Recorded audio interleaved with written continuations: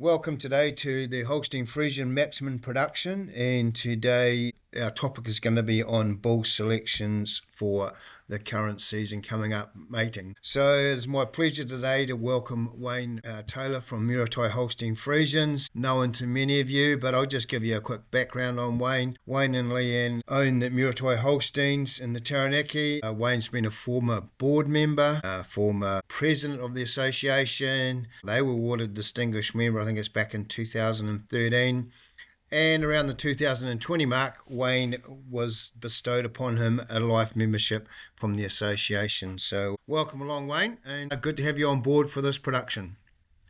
Thanks, Alan. It's a pleasure. So just give us a bit of a background on your involvement in the Holstein Friesians, when you started, and what sort of drove your passion for it to where you are today. For us, I suppose it started in the early 80s. I've got an uncle and aunt, Alan and Catherine Phillips, who had the Corimo stud down at Awatuna, and obviously as a young fellow I used to go and stay with them in school holidays and that sort of thing. And then in later years, once Leanne and I got married, used to go down and help with the shows. That was the Stratford and the Egmont show at Hara. And then I used to take a few days off work because at that stage I was working in dairy factory when I first left school, and would go and help Alan and Catherine with this sale which they held, a combined sale in late April, early May. Used to combine with Ian McDonald and the Snowline Ayrshire Friesians. So yeah, used to go down and help out at the sale. So I guess that's where the seed was sown, and then from there we bought a couple of heifers.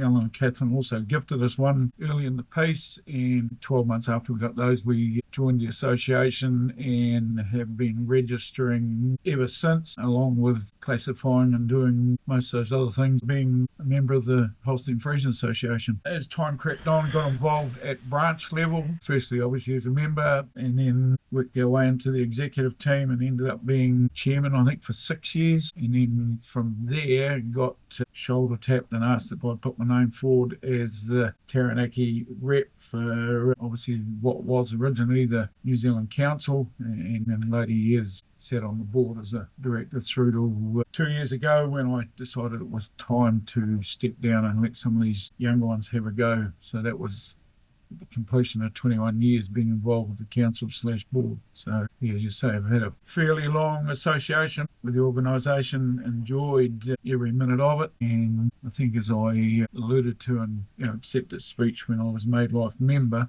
as much as it's about the cows, it's also about the people that you rub shoulders with and get involved with. And I've had the privilege of getting around the country a bit, both judging and also doing a bit of TOP for a number of years, and then in later years involved with running and overseeing the judging schools. So I have touched bases with a large group of the membership, and certainly enjoyed some wonderful friendships along the way, that's for sure. And for us, the annual conference has always been, I guess for us, an annual holiday. So got an excuse to catch up with the ones that you haven't seen for 12 months. And that's also given us the opportunity to get around the country a bit and see other herds and other corners of this wonderful country we live in. Yeah, I agree with you 100%, all those sentiments you've just said, Wayne, and worked alongside you as well, and it's been a pleasure to do that with judging schools, etc. Just with the herd that you established and Leanne established, and it's been a herd that's been to the forefront in a number of years as young sires have come through and gone into different various AB organisations, and the one name that's synonymous to me and to a lot of members is the Waddle family. Can you sort of quickly tell us a little bit about how you came across this family? Where did you source it, and going forward from it? You've got a lot of descendants there in the current herd from Waddle. Yeah, well, the original cow that we started with was bought at an annual sale from Malcolm and June Burkett. It was a heifer there that I took a fancy to, and as I say, we purchased her and set the tone for that family, and it's expanded since from there, and blossomed pretty quickly. We had a couple of very good daughters out, and then we ended up with a cow by the name of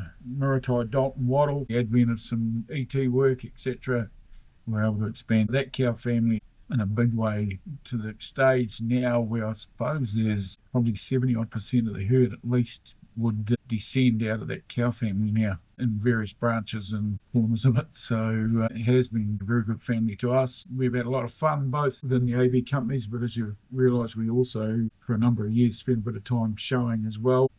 We used to do sort of between 6 and 9 shows a year there for a while, and there were sections of that family that did very well in the show ring, along with their siblings who obviously have done well as far as index and being able to generate bulls out. Certainly it is a very, very strong cow family. It's been rewarded as well. So I think Veldon Cow of the Year, I think you've had it from the Waddle family recipient there. We've had, should have a look. I think there's at least 4 cows selling over the years that have received that award directly out of that cow family here. So it's been very pleasing. Okay, so just moving on, Wayne. When you get the AB catalogues, some people say it's a good time of the year. They have them all laid out on the table and they go through them and see what's what and what's not. So tell me, or tell the listeners, how do you go about your selection for this upcoming season for the mating? Lots of study, as someone else here will attest to. Certainly troll through the catalogues, jump on your internet and scan through there, and invariably make a phone call or two to the likes of Ryan Lett and Margaret Krieger-Price, the AB company reps, and have a chat with them if there's something pops up that is of interest. Try and do as much homework as I can to find some bulls that I think will fit, what we're wanting to do here and wanting to achieve here. But it does involve plenty of research, and obviously the old Holstein International magazine comes in handy, and it'll come out some nights and what the hell are you looking for? And I'll be back scratching through past editions of that thing. I saw an article on that cow family, so I'm back just trying to find information that then helps me to try and nail a group of bulls down to use going forward. So is there any sort of like hard and fast criteria, non-negotiables that you'll just, no matter how good the bull is or on his proof, but there's something there glaring, like maybe teat length or maybe protein BV or chest width or whatever? Is there something that you particularly say, right, well, I can't use that bull, or I can use that bull because he's so good at it, or whatever? What are the non-negotiables, and what are the things that you really look for in a proof from a bull? I guess probably the main one to start with selling for me is udders. One thing I've always prided ourselves on, even when we were pushing index a bit, was that I felt our point of difference was that we had cows that had good udders, and the young bulls that we've put into various categories, that's been one of their, in general, strengths, is certainly well above breed average udder conformation, but also dairy conformation as well. So udders particularly put a lot of emphasis in the last year or 3 on trying to keep clear of the big, tall, statured cows, looking for bulls that are going to leave more medium-sized cows, but with a lot of openness, etc., in the chest area, so that we've got the capacity and the ability to handle our grazing system. And what's really driven me in that direction for a good number of years, or a long number of years now, selling, is the fact, because we've been involved in the industry, breeding bulls for the industry, I've always told myself and others that have asked that I've got to make sure that I'm breeding cattle that are relevant to the industry. There's no point in having something and then trying to market it if it's not what the industry as a whole wants. So those are probably the main points that have driven me for a good number of years now, is udders, medium stature, and plenty of capacity in the cows, so that they have got the ability to handle grazing first and foremost, but also to, even if they get put into a system with a lot of input, they've got the ability to be able to consume and carry that input that they're being fed, and then others that will handle the production that invariably most farmers now are demanding the Holstein Friesian cows. Good points there. So let's move on to some of the bulls that you're selecting this year. I think you've got Genosource Captain. So what sort of brought you towards him? What was the look at and go, well, I think I'm going to use this bull? I guess one of the things that's driven me with him is the fact that he's returned an awful lot of sires, or an awful lot of young bulls back into service. And yes, I think he's, for me anyway, I think he's a bull that his sons, or even more importantly, I suppose his daughters, could do a good job here for us in New Zealand. So I suppose the other thing that I should have mentioned in my previous comment about what are the go-to things, the other thing that really drives me is cow family. And so if I'm looking at a bull, I'm always very intent to see what's behind that young bull, that he's not just a one-off. I like to see some real depth of pedigree behind him, and with that, potentially seeing maybe some siblings around, either females or males, that just adds to the strength of that cow family. But in the first instance with Captain, it's the fact that he's returned an awful lot of young bulls to service, and I guess up until now we haven't had a lot of opportunity to use him here in New Zealand because he was one of the legend bulls with ST, and as we can appreciate, there was lots of strings and hoops to jump through. If you were fortunate enough to get a young bull out of him, well,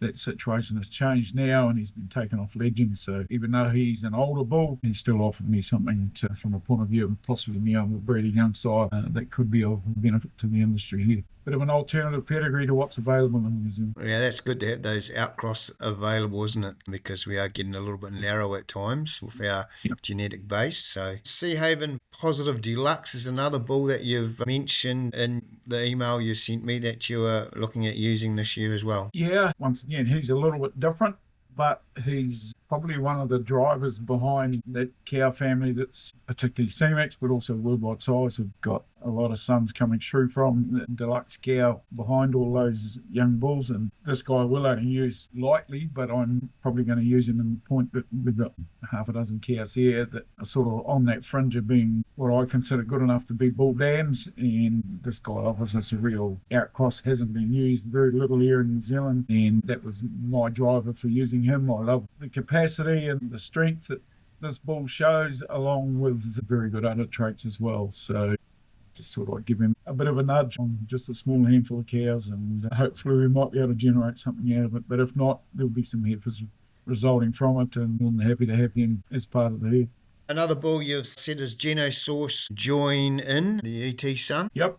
We used a bull last year by the name of Jet Propulsion, and this guy is out of the exact same cow family. So cow by the name of T-Spruce Jayala, who's been used in a big way as a bull dam over at Genosource. So yes, as I say, we've got a good number of calves due on the ground in the spring by Propulsion, and this join-in bull attracted me once again. Cow family behind it, good udders, and looks like they're going to have good dairy form with plenty of strength to go with it. The cow family and the fact that so many of them are returning to service out of that cow family, particularly the Jayala cow, I just thought he's once again a real outcross, and give him a nudge along the same lines as we did with the Propulsion bull. Yeah, interesting. I can see how you do your bull selections. It's got to be cow family, which I think a lot of members do out there, but it's good to see you placing that emphasis. Anahita is a favourite amongst a lot of people, and he's on your list as well. Yeah, well, obviously I missed the boat, like a lot of people, I guess, on Alcove. It was really a bit of a toss-up. Do I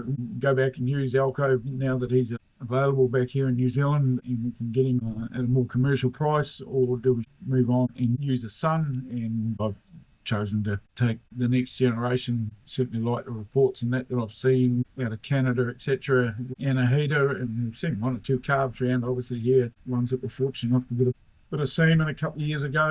So I've seen one or two calves around which have certainly impressed me. So we decided I'd give him a nudge as well. Once again, good cow family in behind them over a number of generations, and they've returned several bulls back into the system around the world as well.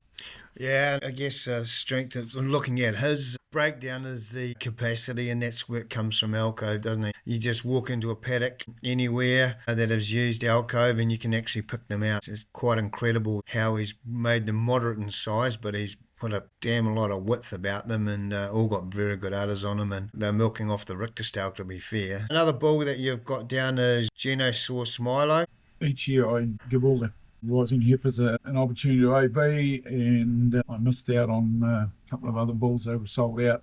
I guess really what drove us for this one is just looking at his calving ease, figures, another cow family, and just looking for something with figures that I could safely use, and we'll use him as sex to make the heifers short gestation, and he offer pretty reasonable sort of fertility as well. He'll give us something pretty different to what's in the available here in New Zealand at the moment. Okay, just and to round out the size that you've noted with is Enforcer Lewis, east to west from LIC for your heifer mating, and I think he carries the Muratai stud prefix, doesn't he? Yes, that's correct. He's a genomic bull. Well, he was a bull calf they bought late in the spring, Christmas time.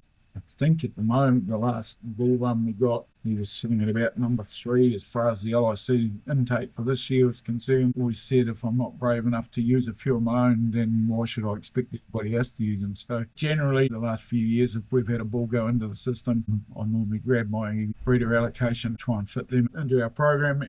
But he's come out with a pretty nice set of figures based on his genomics. Yeah, the cow family behind him, I'm comfortable to use him, give him a go here where we can fit him in. So that's why he's amongst the group, Selwyn, yeah. So he's not a branch from the Wattle family, obviously. No, he's not. He goes back to a cow that, yes, we bought off Catherine Allen, one of the early heifers we bought. There's an L family there. We had a really good, we bred a very good knockout cow, and she's left us a line of cows here that predominantly, I guess, LIC have worked with, although in later years, see how they've tried to get access to that particular family, but they've all seemed to have returned nice numbers on their genomics. They've all gone above parent average, and I think this is about the third one over the last 5 years that we've had selected directly out of this cow family. So it gives us the opportunity to use him because he's not out of that W family. So I don't have to be too careful where I fit him in.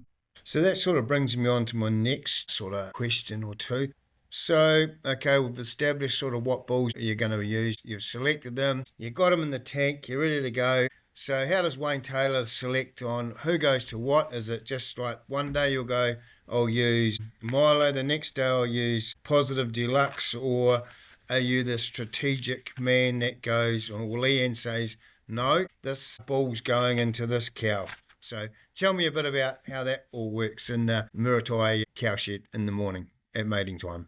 Well, looking at that group we've got here in front of us today that we're talking about, Anahita and the join-in bull, we will just use generally across the herd, cows as they come up, but we're only using a small number of likes of the Captain and the Deluxe. Yes, I'll go through some of my better cow families that I think are good enough to be bull dams or have had some interest previously or currently, because there's one or two of the sire analysts around here will attest to. I quite often don't agree with what they're wanting to use. So it's nice to have something like this in the background. And to be fair, the last couple of years I've found the response from the sire analysts, they've been a lot more interested to use or to test young bulls with some alternative genetics behind them. And I've certainly found it very interesting in the last few months. In some dealings with LIC, and some of you will probably be aware that they were running around interviewing farmers that had used quite a bit of North American genetics, and I think some of that is their issues around market share and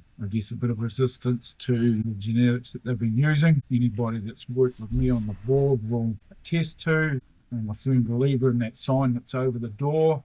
It says Holstein Friesian, and I get very frustrated when I see bull pedigrees turn up littered with Jersey infusion, and pretty much try to stick with the F16 bulls if I can. And so for that reason, as I say, I've at times had some fairly stern discussions with sire analysts and haven't always agreed with matings that they've offered, and we'll end up just going on my own back and mating with one or two bulls out of the tank that I've picked for that year. And if I lose a bull contract, so be it, but I'm happier in my conscience in the decision that I've made. I'll be happy to milk the females out of them, and it's a bit of a win if all of a sudden they decide, gee, you better test that he may offer us something different or something interesting with his genomics. Yeah, times are changing, aren't they? I mean, I think if you look at the bull runs and that, there's certainly a lot of North American influence, and they're coming out and doing the business, and I think it's a good thing to see. And the AB companies, the local ones now, are starting to probably appreciate them more and actually are looking, like you said, Wayne, at those offspring for contract mating going forward. Yeah, well, especially if they've got a strong New Zealand cow family behind them. And to be fair, I look at the likes of CMEX and ST and worldwide, and there seems to have been a change in emphasis over the last few years. So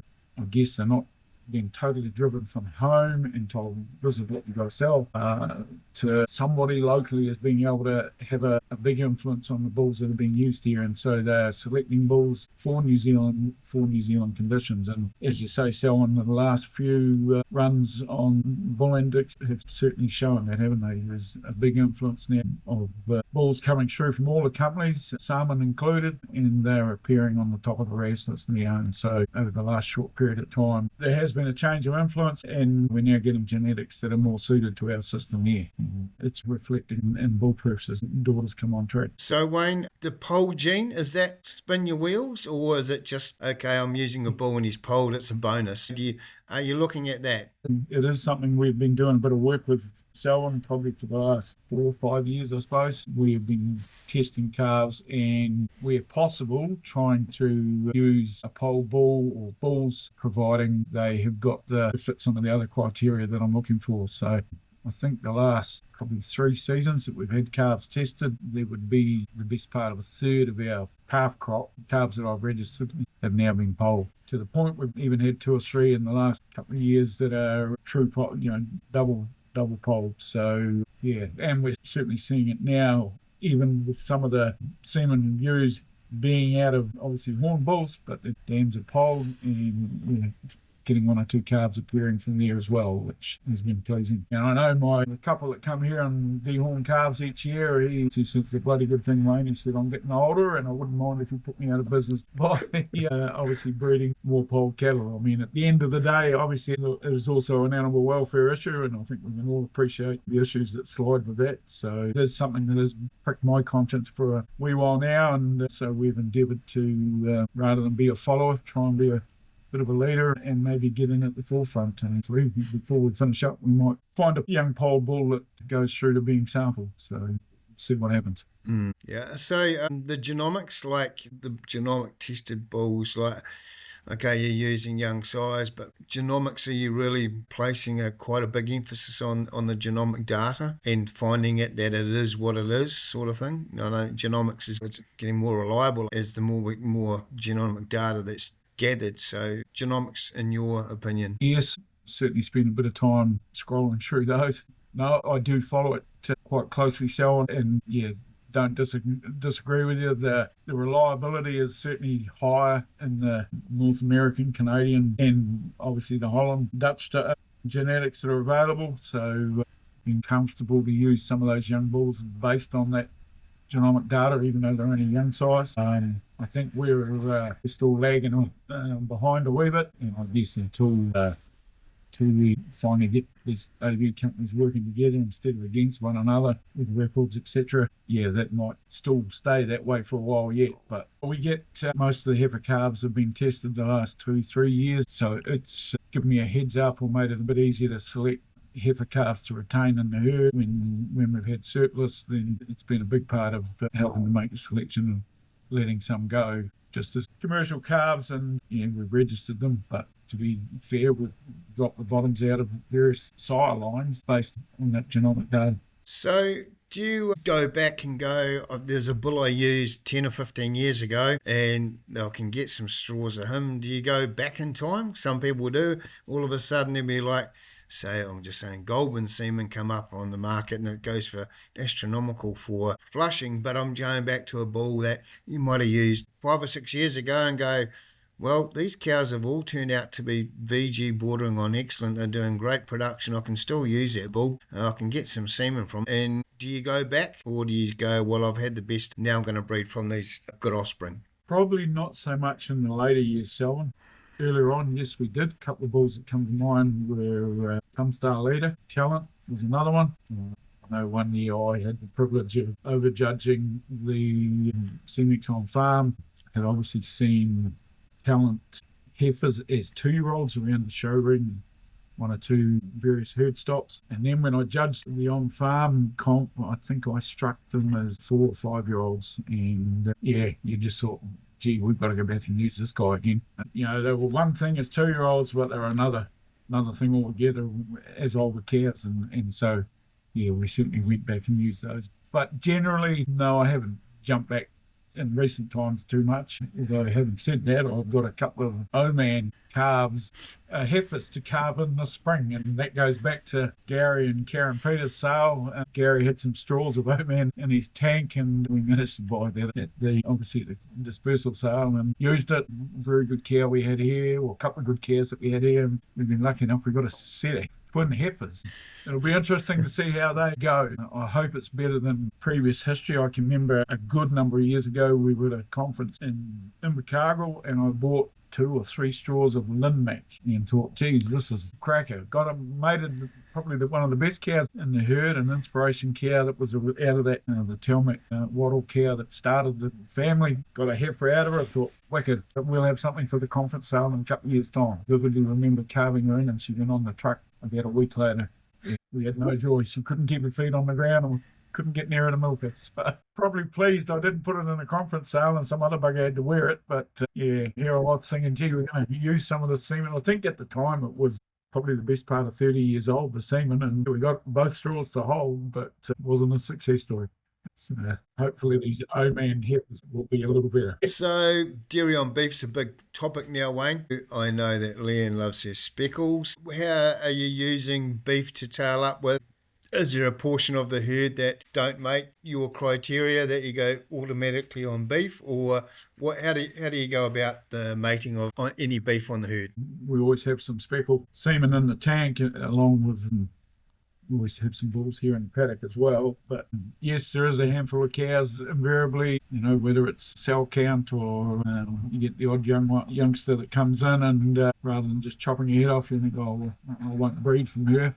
On the odd occasion, that's backfired and she settles down and then ends up being a pretty handy sort of cow, but it just means you lose a year's breeding out of it. But no, I do put a few straws of speckles through the herd, or I might get instructions from her indoors. Don't you breed anything? So yes, they invariably go to Speckle Park. As you said, Ian absolutely loves the vitality and the easy rearing of these speckled calves, and we've had a pretty good run over the years from that. I think you can attest to that. The first one we bought was a half-bred calf that came from you, and believe it or not, she's still running around here calving every year. And I think she must be 13 or 14 years old now. So I wish I could get all my dairy cows and calf as easy as they do. That's a long time ago, Wayne. So yeah, it was. They were probably new on the block selling when you sold me in that heifer.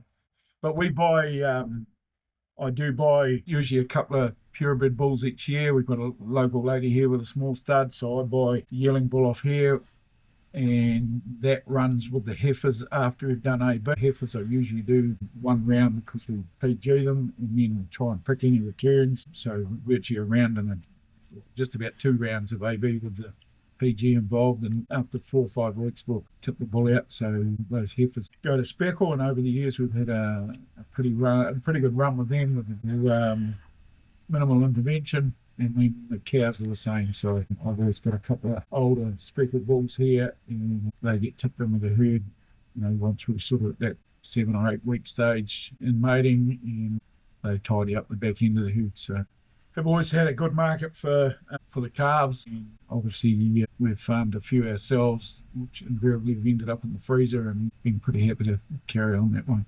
Yeah, so sex semen, Wayne, using much of it or just a few straws here and there? No, all my heifers invariably go to sexed, apart from obviously anything that's contract mated. The young bulls here are not available in sexed. Appreciate they want the bull calf before I get a heifer calf. So no, all the heifers go to sexed. Probably 2 reasons there. We're looking for that smaller calf, invariably at birth being female, and generally they're slightly shorter gestation, so just helps in that respect. And I suppose over the last 3-4 years I would have been using 60-70% of my semen has been sexed over the herd as well. So sweet from the point of view of getting plenty of heifer calves and giving us a bit more selection pressure there. My men or people that have been buying bull calves off us probably not so thrilled because they don't get the number of calves I used to get. So they'll come to me at the start and say, how many do you think you'll get? And go, how long string sort of thing, and you work through your matings and we've got this number to go to AB,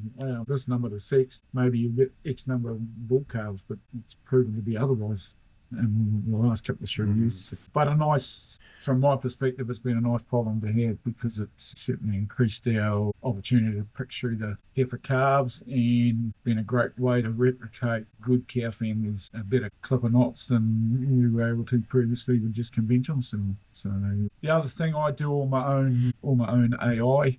Strong use of the flashmate indicators on the cow as well as scratchies, and so you just accept the fact that yes, this conception can be slightly lower, but because we're doing it ourselves, I can make night and morning and try and get both the cows and the heifers when we're doing them mated at an opportune time as possible to try and increase the rate. So it makes a bit of work during mating season, but you look back at the end of calving and think, yeah, that extra work was worth it because you've got some lovely calves in the shed out of cows that previously you were struggling to get many females out of. We do use quite a bit of sex in that. So just to sort of wrap things up, so index nowadays, is it important to you or not important to you? I'm not as driven as I was, Selwyn, as far as straight out index is concerned. Probably two reasons for that. I get pretty frustrated with the system here in New Zealand as it is at the minute, in that we've got one index here with one company and another one with the other company, and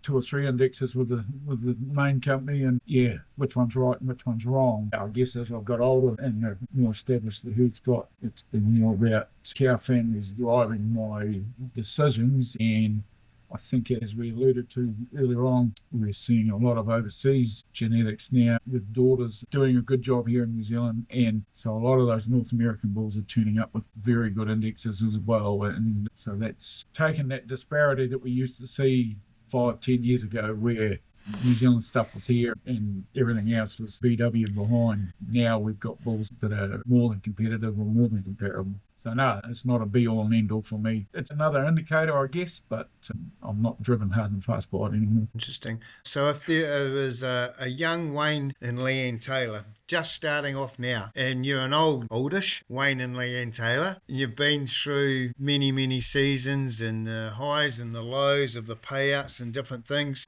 what's your advice to a young couple starting off, maybe just starting first season share milking? Okay, they have constraints on their budget for semen, I guess, in some ways. What's your best advice for them to make the best genetic gain? And okay, they possibly don't know they've got cow families in there. We're talking commercial type people that will possibly end up grading up like you've done so yourself. What's your best advice for them? Well, that's a good question. So I guess, like I've said, first and foremost for me would be take some time to study bull pedigrees and see what's in behind those bulls. Do a little bit of homework if you can, and don't take some semen jockey's word for gospel, because they can gloss over a picture pretty quick. And then look at what you want to establish in the cow, what you're looking for in the cows that you want to breed. And I guess try and find bulls that are going to generate females that you want in your herd, that have got those traits, as well as obviously the production attributes, but certainly whether it be other traits or dairy conformation, try and find bulls. And that may mean that you've got to go back and use semen that's a little bit older, or bulls that are a little bit older, because invariably you can pick them up quite often at slightly reduced rate versus buying the latest and the greatest, where you're paying for being the first one over the line with them. But try and tie what you're wanting to achieve with the semen that you invariably buy to use. So the other big one, and I think we've all been guilty of it over the years, shit, that bull looks good, that one looks good, and that one looks good, and you buy a few of each. But if you invariably want to breed a herd of cows, the selection, the number of bulls you pick small, and try and find bulls that are fairly similar, so that you will end up initially with a base group of cows that are very similar in their conformation and their attributes. Whereas if you use big team of bulls, you'll get one or two of this and one or two of that, and lots of different types of cows. Yeah, it's like the old pick and mix lollies, isn't it, you know? It is a bit. It's a hard one because you get the catalogues, and even this year, I mean, there's some tremendous bulls made available out there. And I mean, like I said to you before, you look at that deluxe cow and the sons that she's got out there, and gee, I'd love to use some of that. Or tossing bulls up to which way you go, but then I keep coming back and slapping myself and saying, no, just keep it down to 5 or 6. And take some of your own advice. So, and to be fair, I guess we've learnt the hard way over the years that, some years you end up using too many, and you'll get your mating report at the end of the year, and then I'll say, Jesus, do we use that many bulls? Or the bulls start turning up the semen. She'll, grumbling a bit at the cost of semen. And appreciate people getting started under, say, a bit of a budget constraint. So, we've got to find what'll fit that budget as well. But yeah, honestly, I would definitely say keep the selection reasonably small and just find something that's going to breed you cows that will give you a good base to get started. I remember when we first put the herd together, and I really fell in love with Athol Famous Prefect and Charmwood Lynn Peter cows. We were lucky when we bought cows at a dispersal sale when we put the herd together originally to go share milking, and I can still remember Kevin Hart saying to me, "What are you up to, Wayne?" He said, "You've bought quite a few older cows here." And it turned out when we sat down and went through the catalogue, I said, well, these are, and I think I bought 20 odd cows that particular day, and there was a handful of prefix which we'd been using anyway, and then there was a good number of these Lynn Peter cows, and they were just big, open, red, capacious cows that had pretty good udders on them, and gave us a good base cow to work with. And that principle still stands today. I think it doesn't matter what breed you do, doesn't it? No, great. I guess the other tool you can have in your toolbox is, we'll put a plug in here for classification. If a young person out there is wanting to know where the strengths or weaknesses are in your herd, probably get your cows TOP'd, especially the 2-year-olds, and then could be a pattern emerging with those results that you can then concentrate on, whether it be rump width or teat length or foreudder attachment, etc. Yes, and definitely. So I'd agree with you there. As I said, I don't think I've ever missed a year classifying.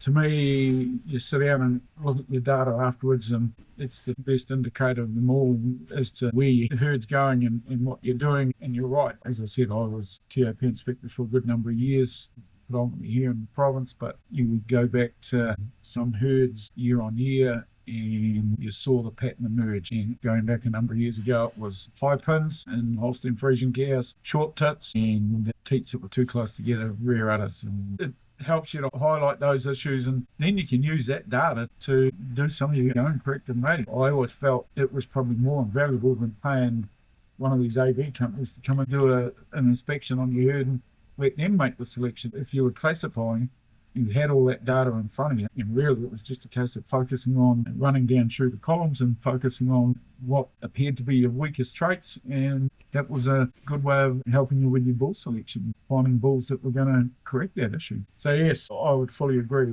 I always felt it was an investment in the herd to get them TOP, even in the tight years. We sat down and did a budget, or bank manager look at you sideways and tell them, sorry mate, that stays, irrespective. So, and to me that, right to this day, that still stands. I just think it's good money invested in the herd. 100% agree with you. Right, so that's a wrap, ladies and gentlemen, and I think it's been a really good in-depth discussion with Wayne from Urutai Holsteins, like one of the premier herds around, had bulls, and Leanne have had bulls in the AB catalogues, and really does understand the importance, I think, of what's come out today as cow families.